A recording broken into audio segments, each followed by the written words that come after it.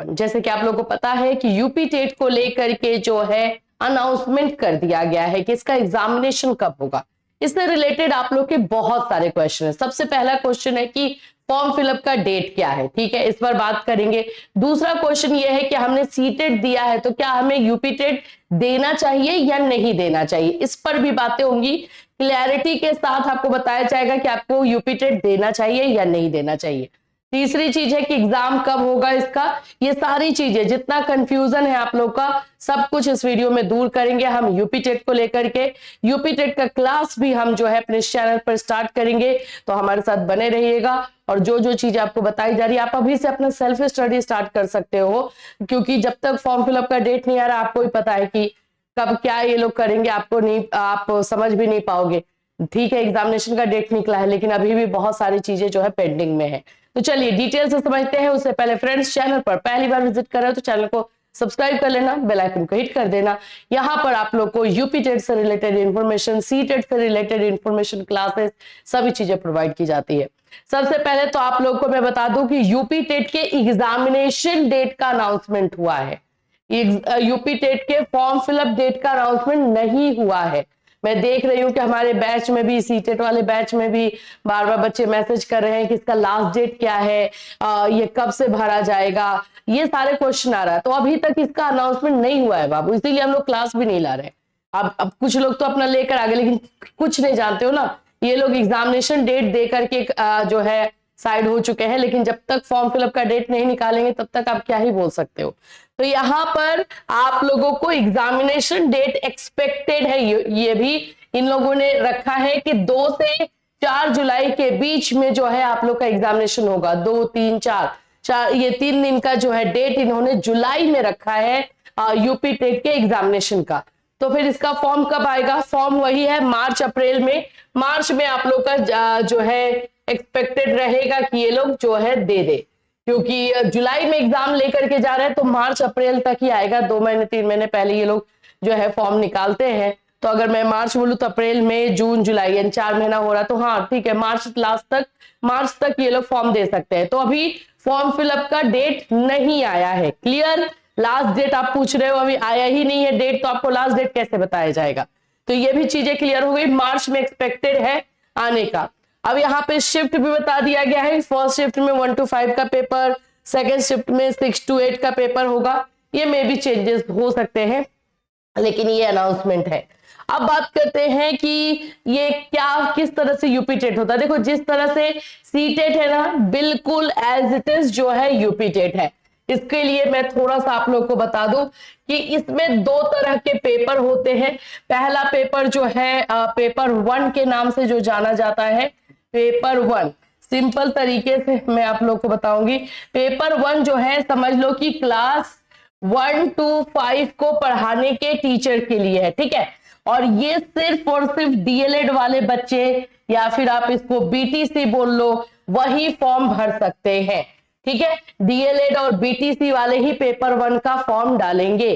Paper 1 में BEd वाले को हटा दिया गया है, आपको भी पता है, सुप्रीम कोर्ट के डिसीजन के बाद से ये चीजें हुई है।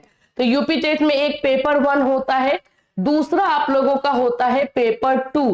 पेपर 2 का मतलब है क्लास 6 to 8 का टीचर आपको बनना है, तो क्लास 6 to 8 का टीचर, ठीक है। इसमें इसमें जो है डीएलएड वाले भी फॉर्म भर सकते हैं और इसमें बीएड वाले भी फॉर्म भर सकते हैं, ठीक है। तो यहाँ पर हम लिख देते हैं, यहाँ पर आपको डीएलएड जिनका ग्रेजुएशन से है तो यूपी में ग्रेजुएशन पर ही होता है, और आपका जो है बीएड, ये लोग इसमें फॉर्म डाल सकते हैं, बिल्कुल इसमें कोई दिक्कत नहीं होती है। तो ये हो गया आपका पेपर 2। अब क्वेश्चन ये आ रहा है कि क्या हमें ये फॉर्म भरना चाहिए, क्योंकि हमने अभी सीटेट का एग्जाम दिया है। तो अगर हमारा सीटेट निकल जाता है तो क्या यूपी टेट निकालना जरूरी है? मेरे से अगर पूछोगे, पर्सनल सजेशन में दूंगी यस।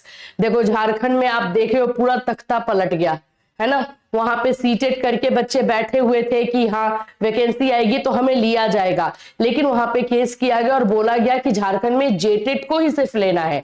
और जब वो केस हुआ तो उसका भी आपको डिसीजन पता है कि जेटेट वाले बच्चों के फेवर में गया, सीटेट को जो है झारखंड से हटाया गया। बोला गया कि जब अगर कोई वैकेंसी आती है और गवर्नमेंट अगर जेटेट यानी कि अपने स्टेट का टेट ले रही है, तो ये पूरी तरीके से उस स्टेट गवर्नमेंट पे डिपेंड करेगा कि वो सीटेट के बच्चों को अलाउ करेंगे या नहीं। तो ऐसा अगर कोई खेल यूपी में हो जाता है तो फिर आप फंस जाओगे। इसीलिए मैं सजेस्ट करूंगी कि यूपी टेट कर ही लो, कोई दिक्कत नहीं है, सिलेबस सेम टू सेम रहता है, थोड़ा बहुत ऊपर नीचे की बात है और कुछ भी नहीं है। और दूसरी चीज ये हो जाती है कि ये आपको कहीं ना कहीं सीटेट से थोड़ा इजी ही होगा। ये भी बताओ, फैक्ट बेसिस पर जो है यूपी टेट होता है, तो फैक्ट वाला ज्यादा घुमावदार नहीं होगा। और ये सीटेट में बहुत घुमाने वाली चीजें जो है, क्वेश्चन जो ट्विस्टेड क्वेश्चन बोलते हैं वो आता है। तो यूपी टेट करना चाहिए सभी बच्चों को, चाहे वो यूपी के हैं चाहे यूपी के बाहर के हैं, क्योंकि वैकेंसी आएगी तो यूपी के बाहर वाले भी शामिल होंगे। कल मेरे को एक मैसेज आया था कि मैम हम लोग बिहार से हैं, क्या हम यूपी टेट कर सकते हैं? तो बिल्कुल कर सकते हैं। अदर स्टेट वाले भी बच्चे चाहे तो अपना यूपी टेट निकाल कर रख सकते हैं। ठीक है, अब आ जाते हैं इसके सिलेबस पे कि हमें पढ़ना क्या होगा। तो देखो, पेपर 1 जो मैंने आपको बताया प्राइमरी के लिए है, इसमें आप लोगों को जो है सेम सिलेबस रहता है भाई, कोई सिलेबस अलग नहीं है सीटेट से। सीडीपी पढ़ना है 30 मार्क्स का, पता ही है, कंपलसरी पेपर रहता है ये पेपर 1 के लिए मैं बता रही हूँ, 1 to 5 के लिए बता रही हूँ, यानी कि डीएलएड वाले बच्चे इस फॉर्म को डालेंगे उनके लिए। लैंग्वेज 1 आपका हिंदी रहता है, ये कंपलसरी रहेगा। लैंग्वेज 2 में आप इंग्लिश, उर्दू, संस्कृत इनमें से कोई भी एक पेपर ले सकते हो, ये 30 मार्क्स का रहेगा। मैथ्स आप लोग का 30 मार्क्स का है। इन्वायरमेंटल स्टडीज यानी ईवीएस 30 मार्क्स का है। तो जैसे सीटेट में होता है 150 मिनट का क्वेश्चन, 150 मार्क्स, 150 क्वेश्चंस, वही सेम टू सेम। नाउ आ जाओ 6 to 8 जो कि डीएलएड एंड बीएड दोनों फॉर्म फिल करेंगे। इसमें भी सीडीपी है आपका, लैंग्वेज 1 हिंदी है, लैंग्वेज 2 इंग्लिश, उर्दू, संस्कृत, इसमें से कोई भी एक ले सकते हो, और लैंग्वेज 1 हिंदी इसमें कंपलसरी रहता है। यही डिफरेंस जो है सीटेट एंड यूपी टेट में है। सीटेट में क्या है, लैंग्वेज 1 एंड लैंग्वेज 2 दोनों आप अपने मन से चूज कर सकते हो कोई भी, लेकिन यहाँ पे नहीं, यहाँ पे लैंग्वेज 1 हिंदी रहेगा ही रहेगा, मतलब हिंदी पढ़ना ही होगा। सब्जेक्ट स्पेसिफिक आप में आ जाता है, मैथ साइंस के हो तो मैथ साइंस पढ़ोगे, सोशल साइंस वाले बच्चे हैं तो सोशल साइंस का एग्जाम देंगे, जो कॉमर्स वाले बच्चे हैं वो भी सोशल साइंस का एग्जाम देंगे। और यहाँ पर भी आपका 150 मार्क्स, 150 मिनट्स, ये सारी चीजें जो है हो जाती है। तो ये आपका पर्टिकुलरली यूपी टेट को रिलेटेड जो है ये इंफॉर्मेशन, क्योंकि बहुत सारे क्वेश्चंस हम देख रहे थे कि आ रहा था। मैं अभी आपको सजेस्ट करूंगी कि बाबू सेल्फ स्टडी अभी करो, और जिन भी बच्चों ने हमारा सीटेट का बैच लिया है वो सीटेट के बैच से प्रिपरेशन करो, एटलीस्ट सीडीपी करो, हिंदी करो, इंग्लिश करो, ये सब तो करो ही करो, ठीक है। वो आप प्रिपरेशन में रहो, छोड़ो नहीं। अभी हाँ चलो ठीक है सीटेट का एग्जाम हो गया तो हम चलो थोड़ा सा रेस्ट कर ले, आराम कर ले, नहीं वो नहीं करो, उससे क्या है डिसकंटिन्यू हो जाएगा।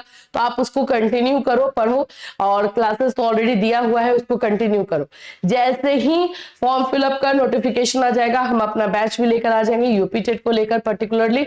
तो फिर आप लोगों को जो भी बच्चे सीटेट का बैच अगर अभी भी ले रहे हैं तो उनको हम शिफ्ट भी कर देंगे यूपी टेट वाले बैच में, और जो पहले वाले हैं अगर उनको लेना होगा तो यूपी टेट का बैच आप ले पाओगे, ठीक है।